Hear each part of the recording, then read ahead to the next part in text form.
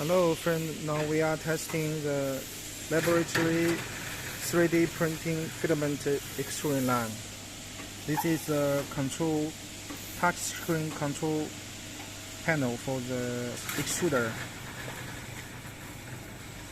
You can see for the extruder and the Hoff machine, we have the synchronization up and down function. So you can just touch the one button to control the speed of the extruder and also the speed of the Hoff machine. And also we have the closed loop function. When you are running this extrusion line, after it's running stable, you can start using this function.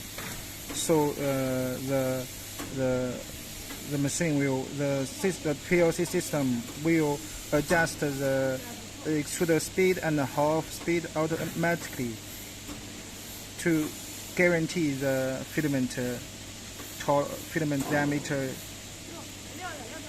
precision, to make sure it's within the required diameter.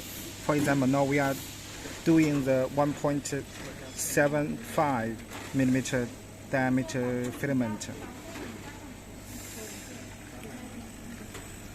Now here is the extrusion part, extrusion mold.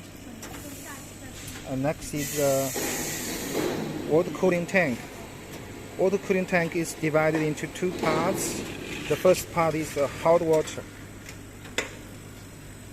tank. Second part is water cooling.